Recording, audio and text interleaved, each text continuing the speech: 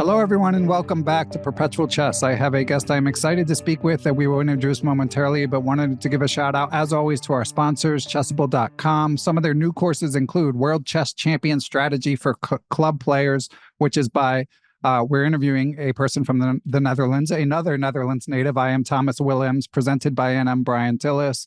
Lots of strategical concepts for intermediate players in that one. And Andres Toth has the Jeremy Soman Amateur's Mind has finally made its way to Chessable. So be sure to check out what they have. And if you sign up for Chessable Pro, be sure to use the link in the description. As for our guest, this has been someone I've been chasing for a few months, but she's been busy playing chess all over Europe. She's finally back home. So I'm excited to chat with her. She's a 24-year-old Twitch streamer with over 36,000 Twitch followers, a commentator, youth many-time champion, more than I can count, a chess Olympian for her native Netherlands, and a WIM in hot pursuit of the WGM title, as we will discuss. And I'm excited to welcome to the program Anna-Maja Kazarian. Welcome, Anna-Maja. Thank you so much, man. Thank you so much for having me. Yeah, I'm excited. This has been in the works basically since Shoegate, which we'll get to in a while. I'm sure that was a crazy period in your life, but let's start. Oh, absolutely. Yeah, but let's start with things more strictly chess related and more current. So you started a YouTube video series, Anna-Maja, called The Road to WGM, and this stuff is like catnip for me. I love people's quests. I love following people's journeys, and it's kind of my favorite form of chess content, I think. And I've been enjoying following yours, but you're really, as we were briefly discussing before we started recording, you're really in the throes of the ups and downs, tournament after tournament, highs and lows. So why don't we start here on May 7th as we record? What's your current mindset, Anna-Maja, having gotten a WGM Norm recently, but then had a couple performances you were a little disappointed with even after that? Yeah, it's quite a roller coaster, Ben, honestly. One day you're playing the game of your life, and the next day you play as if you're just starting out, you're a beginner, and you suddenly forget how to play openings. It's quite a roller coaster, and I'm still trying to navigate how to deal with emotions and stuff. But they're mostly positive because I've been playing so many tournaments the past few months. It's easier to deal with the losses because I know that, okay, tomorrow I have another game. There's another tournament coming up, and I know that I can reset and play my best chess because I know I can do it. And yeah, this journey is quite crazy. I'm expecting it to take quite some time, but we'll see. Yeah, I mean, well, you got this first norm pretty quickly. And for context, so Anna-Maja, obviously extremely strong player, youth champion, but as you discussed with Daniel Lona on the chess experience last year, like you then hit a plateau, which happens to all of us. But correct me if I'm wrong, Anna-Maja, but the WGM requirements, you already have the rating requirement, right? So you just need to get 3 norms, right? Yes, I reached 2300 quite some time ago, so that's why I also have the FIDE Master title, but I just need 2 more WGM norms, basically. Yeah, so not to like put too much pressure on you or whatever, but I'm fully confident you could do this, Anna-Maja. Like you've been there. For a lot of people, the rating ends up being the harder part because the rating shows that you demonstrated the consistency necessary for the title, whereas the norms, as you know, are just kind of about hitting the peaks every once in a while, and you're putting in huge volume. But let's go back to you're actually earning the norm, Anna-Maja, because as I told you online, you did a video recap of the clinching game. But for listeners and viewers who have not seen or heard this news, can you take us behind your mindset going into the game, flying into play in the Dutch league, and just take it from there? Yeah, it was quite crazy, Ben. So it was on Friday that I played in Sunday Formentera. It was a 10-round open tournament, and it was quite taxing. I had really good games, but also really bad games, and actually ended with a loss.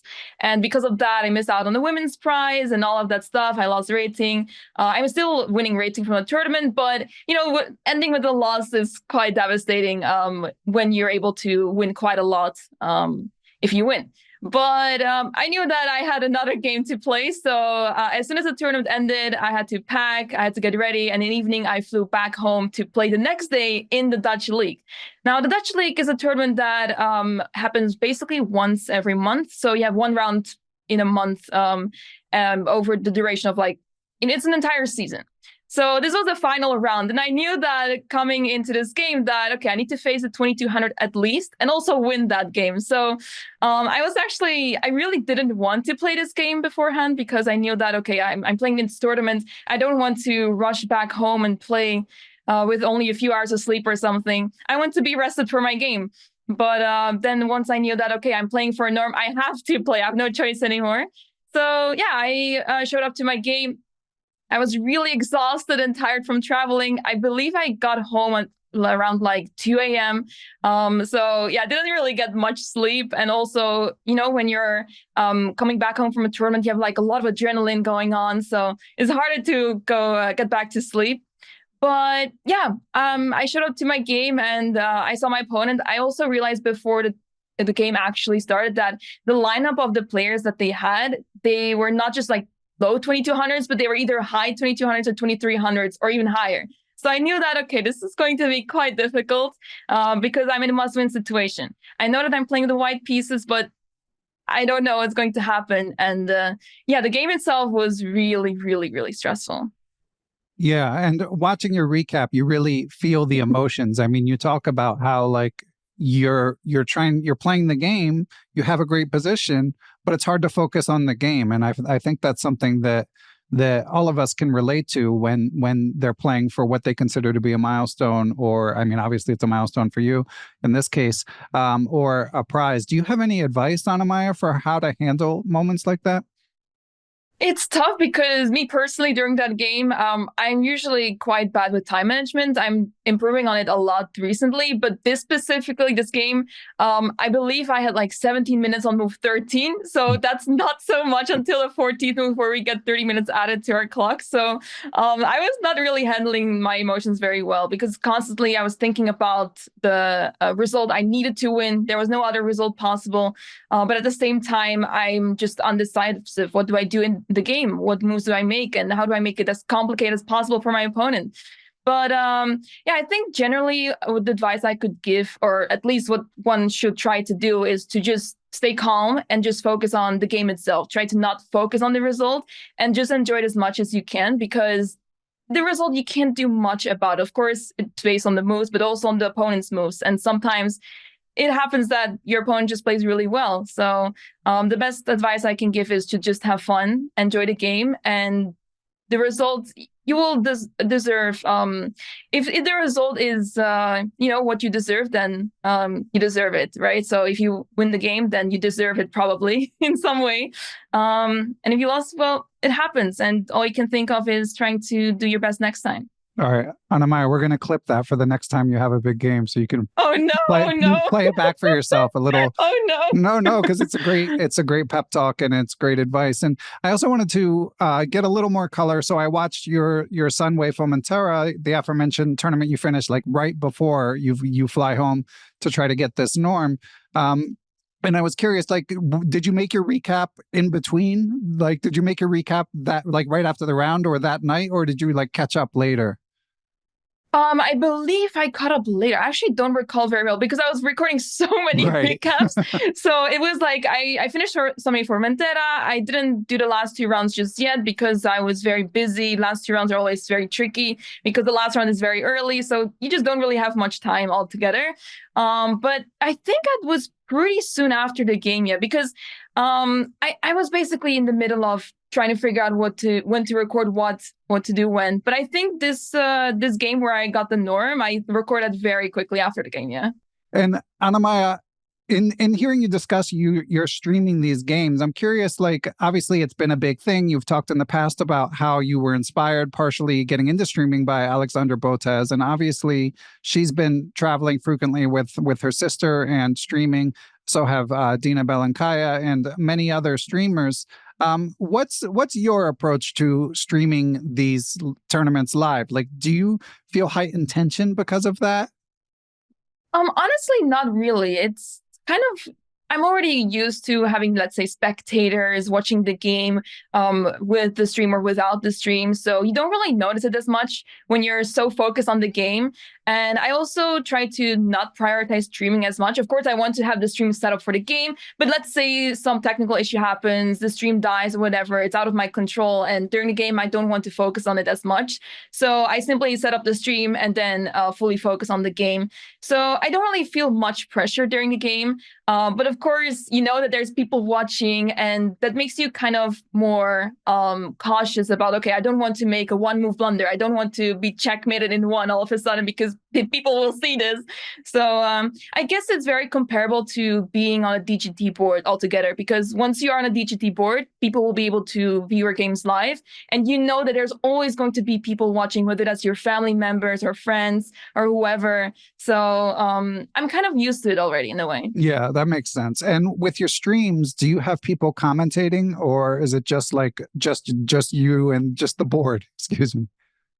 Most of the times, I try to simply set up the stream and just have a board, a 2D board, so people can follow along. But I have really wonderful community members that join a call. My mods, they host commentaries, and yeah, they have really awesome hangouts during the games, and it's really awesome. I sometimes watch back what happened, and yeah, they do such an awesome job covering the games and talking about what's going on during the game.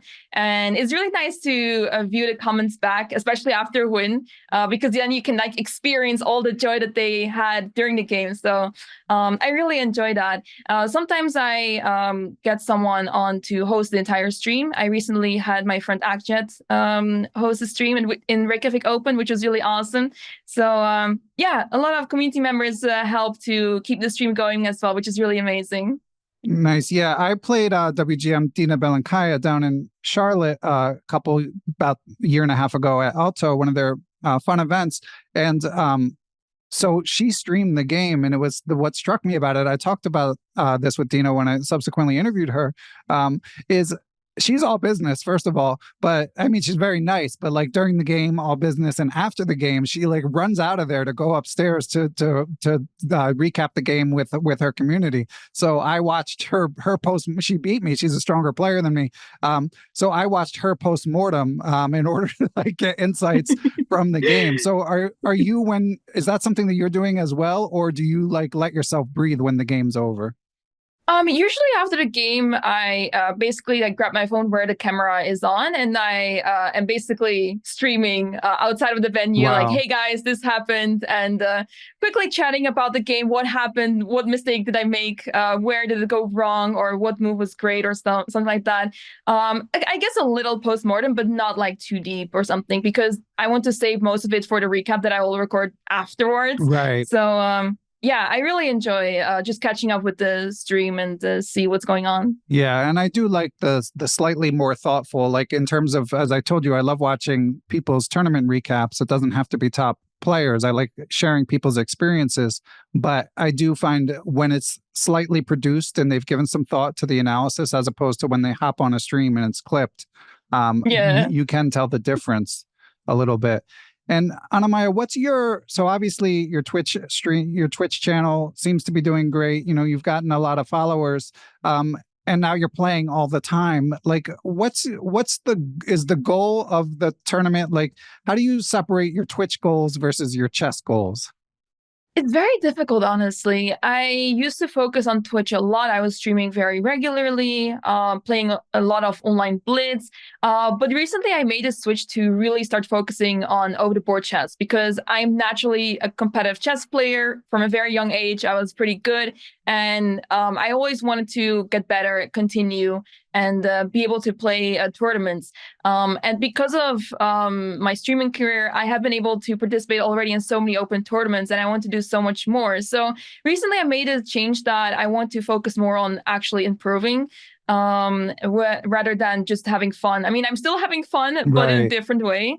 And I kind of want to let online blitz be for what it is. Sometimes I'll get back into it and have like the streams that I used to have, but I really want to continue playing chess and improving as much as I can, because I know that I have some capabilities and I want to get the best out of it. Yeah, and you're young. It's as I always say, it's good to do it while you're young. So I've heard you mention you felt like your openings were a weakness relative to your rating. What else is involved in your training regimen? So it's basically a little bit of everything. So ever since I got really busy with school, which is from the age of 14, 15, my chess has declined in some way. Basically, I started studying less chess because I didn't have time anymore. I was still doing some stuff here and there, but over the years, basically for the past 10 years, I barely opened a chess book anymore.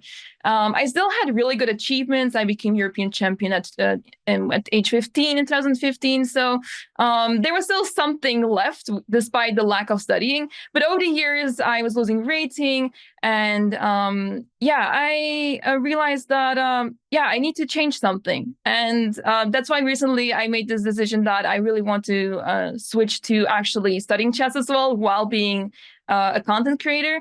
And that's why I started to notice that, okay, I'm basically lacking in every single discipline in chess. I'm lacking something. So I used to be really good in endgames. My intuition in endgames is really good. But recently I'm noticing that very theoretical endgames or simply endgame strategy even is just quite lacking in my games. Let's say I'm a pawn up, but I don't know how to convert. Or I'm in the rook endgame that I'm supposed to defend, but I forgot how to do the fielder defense.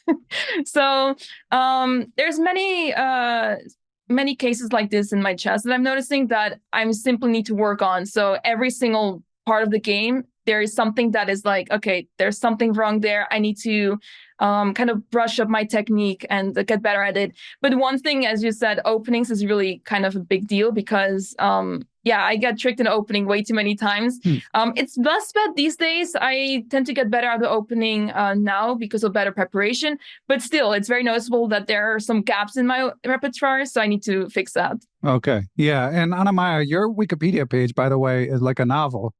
Shout out to whoever told your whole life story on your Wikipedia. That's great. So without going through your games, I mean, I knew you were a French player I think it was from your interview on the Chess Experience, but it's got your whole repertoire. It's like she plays the Slav, she plays E4, she plays the French.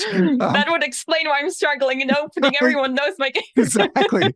So let me ask you, with your approach to openings, it's like the classic dilemma. Are you continuing to try to learn the same openings deeper, or are you also trying to broaden the scope of what you play? I want to broaden the scope indeed, yeah. I have been playing e4 on the first move my whole life. Recently I'm trying d4 and other moves, but it's kind of a mix of both. I want to surprise my opponent as much as possible because then I know, okay, like I don't really know much about this opening, but my opponent will not know it much either. So right. We're kind of on the same territory. But I do want to branch out more and at the same time brush up my French and fix where the small issues are and stuff. I want to be more of a diverse player and I want to explore different openings because I think it makes the player really strong, especially when I prepare against like a GM, for example. GMs often have very many different moves in their database. And I can tell it, okay, when I'm preparing against them, I'm struggling to figure out, okay, what do I actually prepare against? They play 5 different moves on the first move or just so many different openings. And it makes me wonder, what if I was in the same position? I was the one playing so many different openings and knew at least a decent bit about them. How would my opponent feel preparing against me? So it's kind of trying to look for an advantage this way. Yeah, that makes sense. And a couple things bringing back to what you said about how you study. Number one, I think a lot of listeners might find it kind of eye-opening that you say, like, I have weaknesses everywhere, because obviously you're an incredibly accomplished player. But I mean, that's common all the way up to the GM level. I mean, it's definitely relatable, and that feeling of never having enough hours in the day. So I'm curious, Anna-Maja, like now that, you recently got home, you've got a bit of a break in between tournaments, like, are you someone that's going to make a structured study plan or just sort of do a little of this and do a little of that? Because I'm certainly in the latter category. Yeah, honestly, same. I really want to try to have a study plan. I haven't been able to get to that point because I've been traveling from tournament to tournament. I'm already going to my next tournament next week already. So it's I start to wonder if I actually have the time to study after playing so many tournaments. But yeah, I try to have one book basically for every single stage of the game. So let's say for openings, okay, that's a different kind of story. Maybe I have an opening book, but at the same time, I want to use Chessable more for such things. But I also have a book for middle game and a book for end game. And yeah, I kind of people want to know to. what books you have, right? Oh yeah, I have so many books. Okay. So when I was like a little kid, we had so many books. I was winning chess books in tournaments, or we were buying some. So yeah, I guess over the years, like when I was younger, I mainly did tactics. Like I was obsessed with solving puzzles. I would go over books. I remember doing them with my mom. So what my mom would do, she would like hold the book, and we would set up the board, the position, and I would have to solve it. And she would say whether the move is correct or not. And we would go over these books so many times because we would run out of them. We would run out of the tactics books. And then we have to redo the book that we just finished or something, which is, let's say, a book with thousands of puzzles. So I was very obsessed with that. But yeah, that's why I'm better in tactics than, let's say, other things in chess. But yeah, currently I have like a stack of books over here that I'm going through. I'm still kind of exploring which books I like most. I just finished 100 Endgames You Must Know. Loved it so much. Nice. I've all these books from back in the day when I wasn't really able to understand English so well. Like I could read it, but the understanding was not really there. So I was mostly going through the books with my mom, who doesn't really play chess, but she can, read the book for me and help me with it and everything. But it was mostly going through positions. So now that I'm actually picking up the books from back then and opening them, reading them, it's so eye-opening that, wow, there's so much that I actually missed because I went through these books, but no idea what I read or what it was all about. So it's really eye-opening. I also have Von Perlow's Endgame Tactics here. Nice. Let's see, Modern Chess Preparation by Vladimir Tukmakov.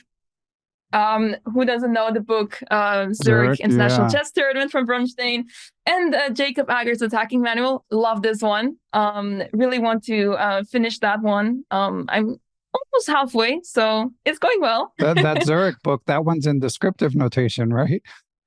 This one not so. I wasn't really. This one looks normal. It's algebraic. Okay. I forgot it. So I read it. Maybe it's a newer edition. Yeah, I have a long history with Zurich, but I must have gotten my editions confused. So, I mean, first of all, shout out to your mom, Anna-Maja. That's because I've heard you tell that story of her like barely knowing how to play chess, but going through puzzles with you and checking the answers. Like that's awesome dedication. And the chess parents are often the unsung heroes. But I'm struck that like even at your age, I feel like a lot of people studying chess are doing, I mean, you did mention you're reviewing some openings on Chessable and stuff like that, but you're still using a lot of books. Do you find that to be unusual among like your peers, or is there still a lot of people discussing chess books? I think it's indeed unusual. I noticed that in the online chess community, people love talking about the chess books, so that makes me really happy, of course. But I guess it's pretty unusual these days. You don't really hear as much talk about chess books. It's mostly about engines. It's mostly about chess base or like opening stuff, how to crack down this opening or that opening. It's mostly about openings in general. So you don't really hear so much about books, but it's really satisfying to go through a book and then finish it. Right. It's just a feeling of finishing that book and putting it back in a bookcase. It's so satisfying. Yeah. And as a Dutch player, are you someone that was taught through the steps method, or okay, you Absolutely. were as well? Yes. That's how I started, and that's, I guess, also how my love for tactics started, because it's a lot of tactics. There's some positional play, but most of the steps method is just tactics, and I really loved it. I love the method.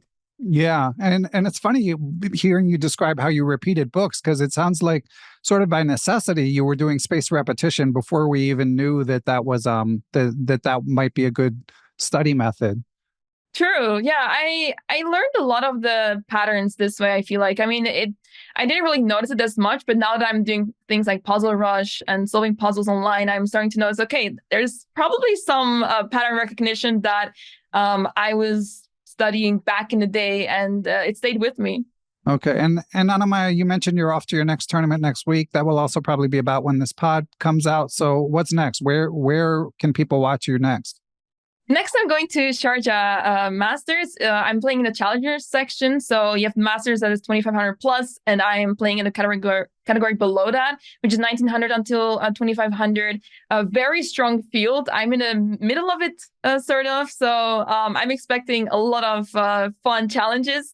And yeah, I will try to live stream that as well. So people can follow that also on my Twitch channel. Excellent. Yeah, I love that tournament. I'm excited. I love the big open tournaments. They're so fun to follow.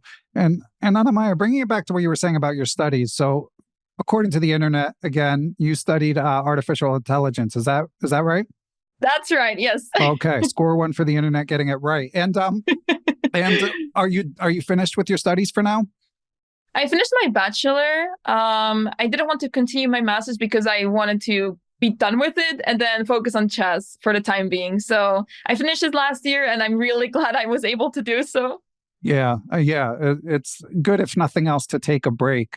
And I'm sure you get this question a lot, but obviously chess is considered to be, something at something of the forefront of the AI movement, given AlphaZero and Leela's history. Did you manage to bring chess into your studies at all? Not much, honestly. It was kind of a lot of the basics. The most I can remember is that we printed out a chessboard, and then we had a program that was identifying which square was where. So we would point out, let's say, like this square, and it would be C3, and the program would say C3. So that was really fun to make, but that's the most I could get to chess having that involving in my studies. Okay. And if you don't mind my asking, so are you thinking about grad school eventually, or not there yet, or at all? At the moment, not really. And it might actually go towards not at all, because I just want to continue playing chess. I want to see where this journey goes to, where it ends up, because I know I can get much better than this. I have gotten this far without that much serious focus of chess over the years.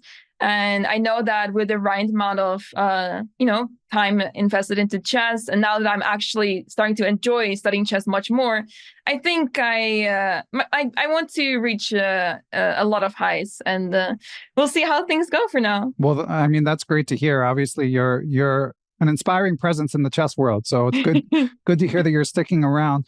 And I also saw you mention, are you studying on stream much? I think I saw you mention that either on YouTube or in an interview. Right. Yes. So I've been making this switch from playing Blitz online all the time to actually studying on stream, because I thought, okay, after a stream, I'm really tired. I don't want to look at chess anymore. Playing 3-4 hours of Blitz is just exhausting. So I thought, okay, how do I actually study chess without burning myself out? So then the idea appeared to me that I can do study streams. So I can actually study chess on stream. Sometimes interactive, most of the times not. I got this idea from Study Time. She's a streamer on Twitch where she's just having 45 minutes of focus time. She's doing whatever she needs to do. And I thought that's actually super interesting that there is an audience for it, that people love these kind of streams. And I thought we need something like this in chess, because chess is, you need to study chess to improve. And I thought this is wonderful. We need to kind of change it a little bit up instead of having it only online Blitz sessions on stream. That's really cool. Yeah, the only other person I interviewed who was doing that was James Canty. But I'm not familiar with Study Time. So she's studying regular academic subjects on stream? Not chess? She's doing whatever. It's I guess she's on her PC and she does whatever. Maybe it's her job, maybe this. But I just saw a glimpse of her stream. I thought, wait, this is something that I would love to implement in my own stream, to just have a timer. And during the timer, you're just fully focused. You're not talking to chat. You're not talking to anyone. You're fully focused. Now, after the time, once the time runs out, then you catch up with the chat and you talk about, let's say, what you did or, what is going on. And you just hang out. It's like sort of an incentive that after the 45 minutes, you can like hang out with people and chat about whatever. That's fun. And how does your chat respond? Like, are they on board with it or do they complain? Mostly they are on board with it, which kind of surprised me because this is such a shift from, so much interaction, which is exactly why people join the streams, to have interaction with the streamer. But now it's basically very little interaction. So I tried to combine a little bit with interactive elements. So let's say I'm studying a chessable course. That one is a bit more interactive because we're watching a video or we're trying to solve the puzzles that are shown on the screen. So that one is a bit more interactive, and I try to mix that a little bit so it's not just all silence throughout the stream. But I also noticed that some people actually love the streams because it means that they can also do something productive at the same time, which is what I try to convince people of doing, because there's always something we have to do in our lives. There's always something productive we need to do. And for me personally, when I do something productive, it makes me really happy. So I want to encourage people to do the same in the times that I'm focusing. Yeah, it makes sense. And as you said, I mean, you're pretty busy, especially playing so much. I'm sure it helps to be able to study. So again, as we record this, you've got about a week before your next tournament. Like I've other Twitch streamers I've interviewed have told me the importance of like having some sort of schedule. But you've also mentioned that your Twitch has become like a slightly less of a priority as you get serious about chess improvement. So like what sort of plan do you map out when you do have a week in between tournaments? Are you scheduling streams or are you just focusing on like catching your breath? I try to. I used to be the type of person that after tournament, I have a few days off. I'm not doing anything anymore. But now I'm starting to realize, okay, those few days off are maybe a bit too much, especially if I just got back from a tournament and I've only a week left until the next one. I need to use the time to actually study chess or catch up with the stream and continue the streams, all of that stuff. So I try to find a balance with it. But I try to have a schedule. So I'll see, okay, let's say this week I have something planned on this day, something on that day, and I'll try to work around it. But I want to try to make schedules as much as possible indeed. Yeah, it makes sense. There's so much time to, there's so little time that at some point it helps to know what you're going to do. Well, Anna-Maja, I mean, I love hearing about your Twitch stream, but I do have to ask you about Shoegate if you're okay with it. Are you? Oh, of course. That's okay. Yeah. So listeners probably don't need an explainer, being that this made like global headlines, but I'll give a brief one just in case. At the World Rapid and Blitz, Anna-Maja unexpectedly was wearing these lovely shoes, and she got fined by FIDE for not meeting their dress code. And you did a YouTube video describing it. As you reflect back on that, like, is there anything to learn from the whole thing, or is it just kind of like a silly thing that happened to you? I mean, it's hard to say that I learned something from it because the whole situation was just ridiculous altogether. And I mean, of course, in the moment it was devastating for me and I went through so many emotions. But as soon as I was home, I was just so happy and I could like easily laugh about it. And it has sort of become a joke at this point. But yeah, I definitely would say that, like, I guess the one thing is that I would think twice if I ever face such a scenario where, okay, if I want to play in this tournament, yes or no, because some of those rules can be a bit, unclear, and I'm not sure if I want to risk this. I guess because of the dress code issues now, I am thinking twice about, okay, there's a dress code. I need to make sure that I don't run into some issues. And I guess the sad thing about the whole situation is that I was always really happy to play in the World Rapid Blitz. This was my second time ever. And I really wanted to play many more of those because I really enjoyed the first time. But it makes me now want to reconsider, do I really want to play there anymore because of these bad feelings, bad emotions that I have attached to the tournament now. So yeah, it's really sad the way that things went. But I guess now I'd rather prioritize other tournaments rather than really trying my best to play in the World Rapid Blitz. That's a bummer because it's a great spectacle. It's a lot of fun to see people, the Blitz part in particular. As much as we watch Blitz online, we very rarely get to see players play one-on-one. But obviously, I mean, I covered that story when it happened, and yeah, it was ridiculous, as I'm sure you've been told many times. What was the media maelstrom like? It was covered in Teen Vogue. It was covered in the New York Times. Like, what was your life like, both during and as you got back from that tournament? So during the tournament, it was really crazy. I didn't quite expect it to blow up like this. I mean, I know that there was like every single day at the tournament, there was some issue, there was some drama. And I thought, okay, I'm really upset about this, so I'll post about this. And yeah, because nobody was really listening to me over there. So I thought, okay, at least the internet maybe will listen that this is not okay and stuff. But yeah, it was pretty crazy. During the tournament, I was reached out by the New York Times, and I thought, wow, this is crazy. I don't really want to be known as the shoe girl, but I guess we have no choice anymore. So yeah, it was really crazy during the tournament. It got a lot of media attention, which was just insane to me. A lot of people messaging like, "Hey, have you seen this? Have you seen that?" I'm like, "Yeah, it's crazy." And yeah, it's a bit sad to have so much like negative attention, but I guess I all I want is to hope for better, and that people realize, okay, this should never have gotten this far, and that is all a bit ridiculous. But yeah, it was a crazy experience. But other than that, I didn't experience as much, other than people come up to me and say, they heard what happened, and some people even told me that their friends that don't play chess heard about this, and that really blew my mind. That's where I was going to go. My wife doesn't play chess at all, and she's like, "What's the story with this girl's shoes? Her shoes are nicer than any that I have," and she's being fined for wearing them. So yeah, it was. Yeah, it's crazy, but yeah, what to do? I guess there was not much I could do at that moment. I think you should have leaned into it. You should have run with like the shoe girl branding. I saw you mention that Burberry hadn't reached out to you about an endorsement or something, but maybe it's not too late. Yeah, it's never too late, I guess. But you mentioned, okay, I mean, on a more serious note, we're disappointed that you were sort of like, this is something you trained for and very competitive endeavor, that you want to put your best foot forward. And because of these circumstances, it made it more challenging. So you're saying, understandably, it makes you less excited to play the FIDE World Rapid and Blitz, but FIDE runs like almost all of the major events that you might want to play in. So I guess you just kind of have to grin and bear it for the most part.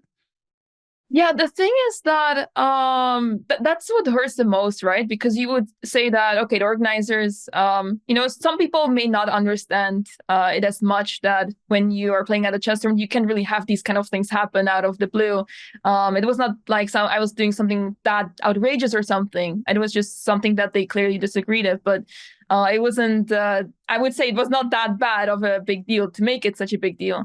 So I would say that, I can imagine like someone else not understanding it as much. But I would say if there's anyone in the world that should be more understanding about this, it's FIDE, because they're the governing body of chess. And they know what it's like to have good mental during a tournament, and that they should know better than to disturb players during the tournament like this. And yeah, that's what hurts the most, because indeed, I have to deal with them, of course. But one thing that kind of made me feel better about this is that one of the employees at FIDE walked up to me. I saw them. I thought, oh, no, they probably don't like me or something. And then they started chatting with me, and they had the same feeling that, they thought I would not like them because they're from FIDE. But I thought, I don't have anything personal against the people working there. It's just that some people were just not really kind enough towards me regarding this situation. So I guess no hard feelings per se towards FIDE, but there's definitely mistakes have been made, and things should have been handled differently. So it was really nice to hear that not everyone is agreeing with this, or that people felt at least bad for me and everything. And yeah, that was really nice to hear, at least. Yeah, and I echo that, because I mean, I try to praise FIDE when they handle something well. Like, as far as I could tell, I felt like they handled the shoe incident with Ali Reza. Like, that was kind of a Right. tough situation. And I felt like they handled Yeah. that as well as they could under the circumstances, given that it was a legitimate distraction and the player complained. You've got to do something about that. But on the other hand, they clearly mishandled. But I'm friendly with people who work for FIDE, and it's not a monolith. It's sometimes it can be like the mistake can be understandable, and what becomes regrettable is a lack of accountability. And on that note, you didn't ever get any sort of a apology, did you?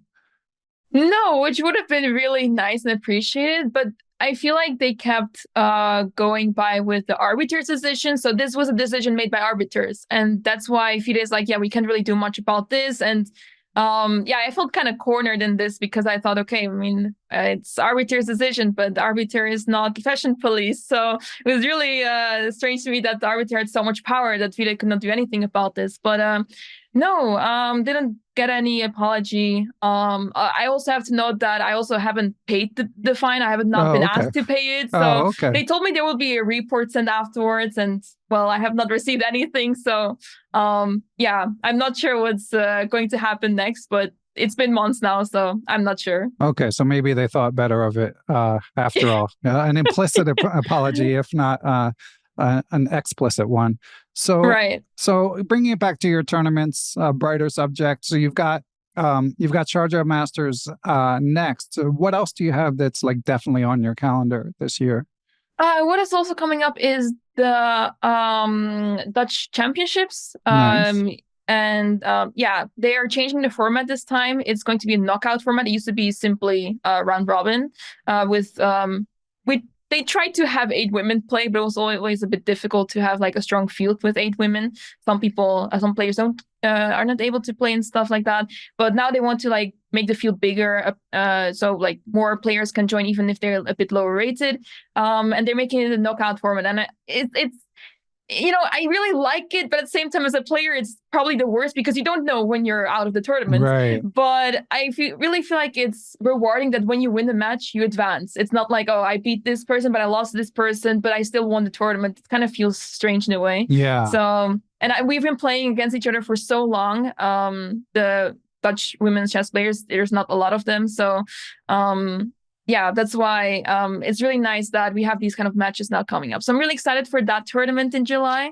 And yeah, I'm still planning out a lot of tournaments. There's so much that I want to play. I also have I'm playing in the Maya Chess Festival in August. That is also planned. And from the top of my head, yeah, I'm not sure. Not sure.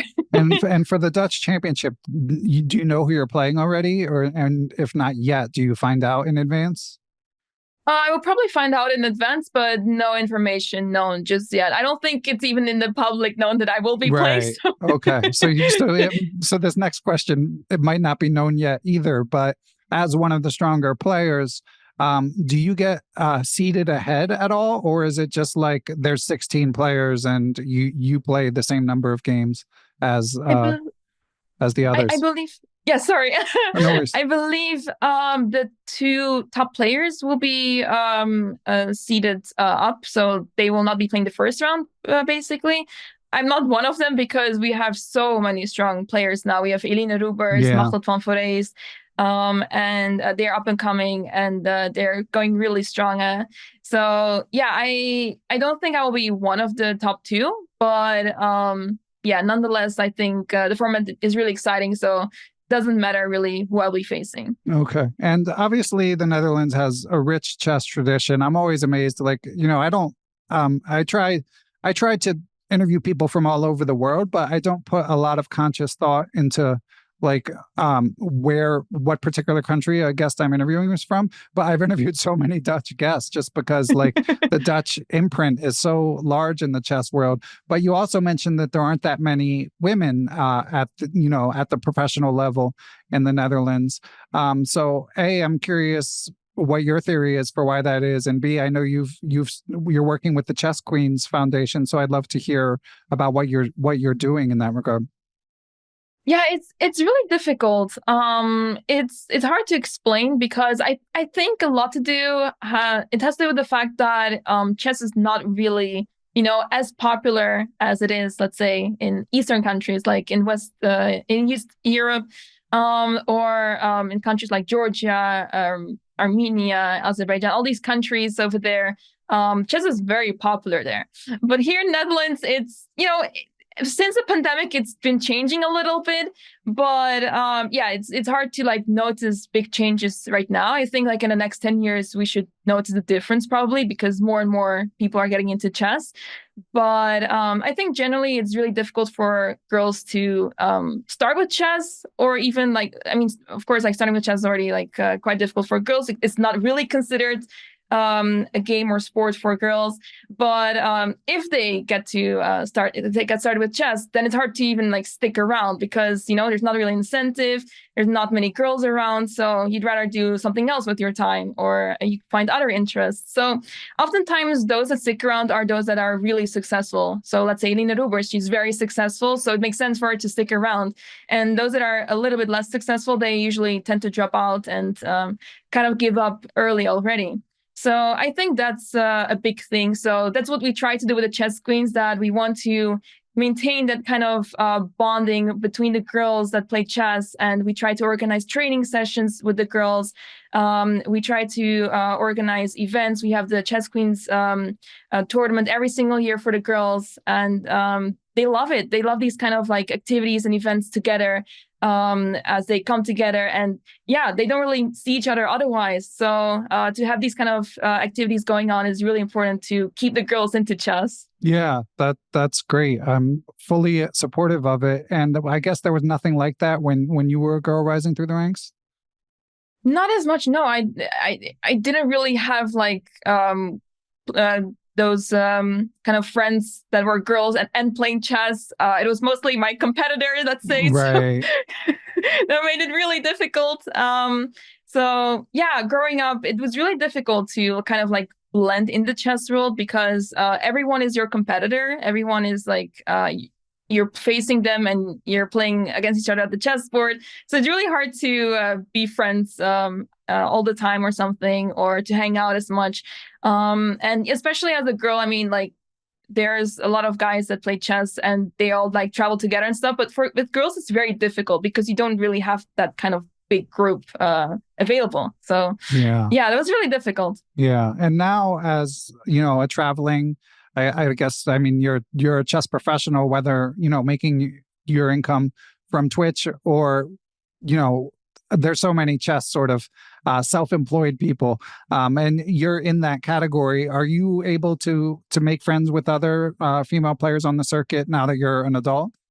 Yeah, absolutely. It's very different now. Of course, as I have been streaming for the past 4 years, I've gotten a lot more attention and more people know me. And it's been easier to reach out to people, or to, yeah, kind of like connect with people, especially meeting streamers at tournaments. Let's say in Reykjavik Open, I met so many streamers that I haven't met before. And it's been really nice meeting them, connecting with them, because we're in the same field. We know what Right. we're all going through and we're sharing the same experiences. So it's been really nice to hang out with them and catch up, because outside of these tournaments, it's really difficult to kind of like connect with each other because we're all busy with our own stuff. And the grind as a streamer is really tough. We're working like hours every single day to make it work, and there's just not much time left to connect with each other. So that was really, really special to connect in tournaments like Reykjavik Open. Yeah. And chess results aside, like what has been your favorite tournament generally? But I think listeners are especially interested in open tournaments since they can potentially play in them. Oh, that's a tough one. You know what's funny? Growing up, I mostly played European and World Youth tournaments, and I barely played open tournaments, which was really crazy because, yeah, I just didn't have the time for it. I was already taking off so much time from school to play these European World Youth events, and then there was not really much time left for open tournaments. But if I have to think about one of the greatest tournaments, Let me think about this. Yeah. I mean, while you're thinking about it, I'll just say, because Sunway, I've mentioned this before, like the pictures always look so amazing, both with Sunway Citrus and Sunway Formentera. And Reykjavik is the one that gets recommended probably more than any. So those two both are top of mind for me.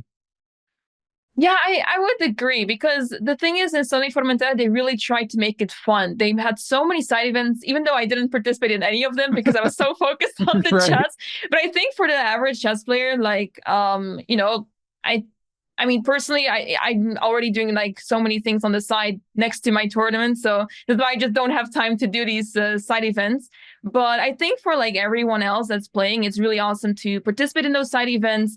It ranges from blitz or rapid to let's say wine tasting or just any sort of cooking activity that they have just before the game. So they really tried to make it fun for everyone over there, and they really took care well of everyone involved in the tournament. So it was a really great experience. We also had a nice boat trip with the streamers Oh, and on nice. their rest day. So yeah, they really tried to make it as fun as possible. So I think they are definitely like one of the greatest organizers I've seen and been part of a tournament.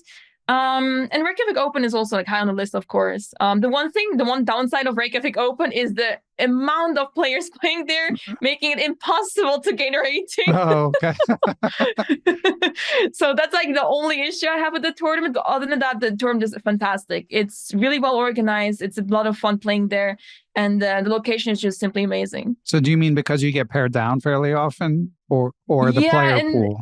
Or like the yeah, so the thing is that once you make one draw against a lower player, you're done right. for. You're basically going to face 1800s as a 2200 player over and over again, and you just can't gain rating anymore Yeah. because you either have to win all your games or you somehow have to break the system and draw a GM, let's say. So Yeah. the odds are not in your favor. Yeah, on the in USCF local tournaments, it's the rating scale might be slightly different, but I've experienced that phenomenon many times. You get paired slightly down your first round, and you've got to win, or else you're in purgatory, basically.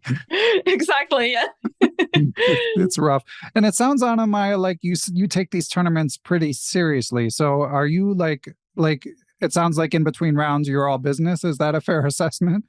Yeah, exactly. Yeah. So I finish my game, I have dinner, record the recap, and rest. And maybe I'll check over some lines. I quickly analyze, okay, like in this line, maybe I was supposed to do this and that. And I try to rest as much as possible because I noticed that during a tournament, you have to stay very fit. You have to stay focused at all times. And I guess it's also this kind of discipline I've been taught by my parents growing up, because I was not allowed to do anything after my game as a kid. So at those youth events, I always had to stay in my room. And on one hand, it's a little strict, because it's okay to have fun and all of that stuff. But on the other hand, it taught me discipline. And now I just don't really have the desire to have fun. And I want to take it very seriously. I know that, okay, if I start to get distracted by stuff, then maybe it will affect my tournament. So if I want to do well, I need to take it seriously. That's good. Yeah, I mean, like I said, you're devoting your life to it, so it makes sense. It's a constant struggle, I think, for like people who are not pursuing a professional track to balance the having fun versus the chess pursuit. But it's admirable that you're able to make those sacrifices. One thing before I let you go, Anna-Maja, I meant to ask you earlier. I know you were self-taught as a upcoming player, or taught along with your mom, reading you the solutions from chess books. Have you considered, or have you gotten a coach in this more recent push? Not quite yet. So I know that my base is like I'm missing kind of the fundamentals in my chess. I know that people will always tell me like, okay, Anna, why are you not castling? It's one of the most basic rules, but for some reason it doesn't happen. I guess it doesn't help when I play the French. The king often stays in the center, Right. so that's why. But oftentimes castling has been like an issue, for example. So there's like a lot of fundamental things in my chess that are missing, or they're not really going well for me. So that's why I want to kind of have this base sorted out myself. I know the things I need to work on, and I want to do it on my own to get invested in chess by myself and everything. because growing up, that was a little difficult to do it all by myself. I was mostly relying on my mom because she was always holding the books, and I was not really reading the books on myself. So that's why I tried to do it myself first. And I think at some point I will consider to get coaching. I guess it's also a bit expensive to get good coaching. So that's also on my mind, of course, that, for the time being, it's all right. And I want to focus on improving on my own first, and then I'll see. Nice. All right. So listeners/viewers, sub to Anna-Maja's Twitch channel so that she can get a coach and go even farther. Thank you. Yep. So Anna-Maja, it's been a lot of fun. Any closing thoughts or things people should know before we let you get back to your brief break from tournament chess? Ooh, you're putting me on the spot there. You don't need to say anything profound if nothing comes to mind. I guess the one thing to share is that traveling to chess tournaments is just really difficult, financially speaking. And without the support of my community, without the support from people all over the world, and also the support from the esports organization I'm part of, Alliance, this would not be possible. Yeah. So special shout out to everyone that has been supporting me on this journey. Whether they're just watching the stream or just watching a video of mine, everything counts. So it's been super nice to travel around the world, and because of them, I'm able to kind of try to make my dream come true. So I guess a special thank you to them. Yeah, shout out to Alliance. That's awesome that they're supporting chess streamers like yourself. And I did think of one other thing I had meant to ask you. I mean, obviously, you say that this WGM journey, you're prepared for it to take many years. I think if you're able to continue to play frequently, I think you might surprise yourself in terms of how quickly it could come. Do you even think beyond that in terms of goals, or is it just focus on the process, one step at a time? You already have one goal sort of thing. So I had this initially where I wanted to take it easy. I wanted to reach 2200. I wanted to reach 2300 and go and take it easy. But then I was thinking that I want to think bigger, because I know that, once you put the ceiling higher, everything that is under that, it's you don't really feel much pressure achieving those goals. So let's say I had a lot of pressure when I tried to achieve 2200, because it meant so much to me to get back there after dropping from 2300. It's been so many years. So now I was thinking that, okay, if I put the ceiling a bit higher, then reaching 2200 is not a big deal anymore. But it's really nice, but it doesn't really feel, there's not so much pressure on it anymore. So that has helped me a lot. And I want to see how far I can get. So in the back of my head, I want to get to IM, GM, maybe even. I know that's really difficult to achieve, but the road to WGM is kind of something realistic for me, because it's one step, above from where I am right now. And it's not impossible, but it may take a lot of time, a lot of effort, all of that stuff. But I do think beyond that. I do want to continue after that, and I want to see what the best is that I can achieve in chess. Excellent. Well, Anna-Maja, I'll certainly be following and rooting for you. People can follow you on Instagram, X, YouTube, Twitch. Am I missing anything? Oh, that's kind of sums it up, I think. Okay, so I'll link to all those, but Anna-Maja is not hard to find. And good luck next week, and good luck in the rest of your pursuits. Definitely excited to see your future successes. Thank you so much. Thank you, and thanks for having me.